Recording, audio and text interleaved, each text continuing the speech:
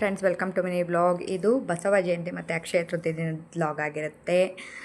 ಸಿಂಪಲಾಗಿ ಪೂಜೆ ಮಾಡಿದ್ದೀನಿ. ಚೆನ್ನಾಗಿ ಅನಿಸ್ತು. ಏಕೆಂದರೆ ಅದು ಸ್ವಲ್ಪ ಹೈಲೈಟಾಗಿ ಕಾಣ್ತಿದೆ. ದಾಸವಾಳ ಹೂವು ಇತ್ತು, ಹಾಗಾಗಿ ಅಷ್ಟು ತುಂಬ ಹೈಲೈಟಾಗಿ ಕಾಣಿಸ್ತಾ ಇದೆ. ಅಷ್ಟು ಸೇವಂತಿಗೆಗಿಂತ ದಾಸವಾಳದ್ದು ಹೂವುದೇ ದೇವ್ರಿಗೆ ಇಷ್ಟು ಅಲಂಕೃತವಾಗಿ ಚೆನ್ನಾಗಿ ಕಾಣಿಸ್ತಾ ಇದೆ ದೇವರು.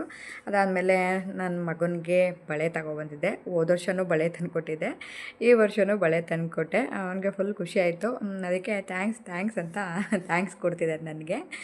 ಹಾಗೆ ಏನೇನೋ ಮಾತಾಡ್ತಾ ಇದ್ದ, ಅದನ್ನು ಎಡಿಟ್ ಮಾಡಿ ವಾಯ್ಸ್ ಓವರ್ ಕೊಡ್ತಾಯಿದ್ದೀನಿ. ಫುಲ್ ಖುಷಿಪಟ್ಟ. ಏನಾದರೂ ಒಂದು ವಸ್ತು ತೊಗೋಬೇಕು, ಏನು ನಾವು ಚಿನ್ನನೇ ತೊಗೋಬೇಕು ಅನ್ನೋದೇನಿಲ್ಲ. ಚಿನ್ನ ಗಗನಕ್ಕೇರಿದೆ. ಬೆಳ್ಳಿ ಏನೋ ನಮ್ಮ ಕೈಯಲ್ಲಿ ಎಷ್ಟಾಗುತ್ತೆ ಶಕ್ತಿ ಅಷ್ಟು ತೊಗೊಂಡ್ರೆ ತುಂಬ ಒಳ್ಳೆಯದಾಗುತ್ತೆ ಅಷ್ಟೇ. ನನಗೂ ನಂಬಿಕೆ ಇದೆ ಅದರಲ್ಲಿ. ಸರಿ ಅಂತೇಳ್ಬಿಟ್ಟು ಹಾಗೆ ನೈಟು ನಮ್ಮ ಹಸ್ಬೆಂಡು ಡಾಲ್ಫಿನಿಂದ ಕೇಕು ಮತ್ತು ಬರ್ಗರ್ ತಿಂದು. ನನಗೆ ಗೊತ್ತೇ, ನಾನು ಹೊರಗಡೆ ನಿಂತಿದ್ದೀನಿ. ಇವನು ತಗೊಬಂದು ಓಪನ್ ಮಾಡ್ತಾಯಿದ್ದಾನೆ, ನಾನು ನೋಡೇ ಇಲ್ಲ. ಎಷ್ಟು ಅರ್ಜೆಂಟಲ್ಲಿ ಓಪನ್ ಮಾಡ್ತಿದ್ದಾನೆ ಅಂದರೆ, ಹಿಂಗೆ ಈ ಥರ ಐಟಮ್ಗಳು ಇಷ್ಟ ಅವನಿಗೆ. ಊಟ ತಿಂಡಿ ಬಿಟ್ಟು ಈ ಥರ ಕೇಕು, ಈ ಬರ್ಗರು ಅದೆಲ್ಲ ತಿನ್ನಲ್ಲ ಅವನು. ಕೇಕು, ಸ್ವಲ್ಪ ಈ ಥರ ಕೇಕು, ಚಿಪ್ಸು ಇವೆರಡು ತುಂಬ ಇಷ್ಟ ಅವನಿಗೆ. ಬೇರೆ ಐಟಮ್ ತಿನ್ನೋಕ್ಕೆ ಹೋಗಲ್ಲ.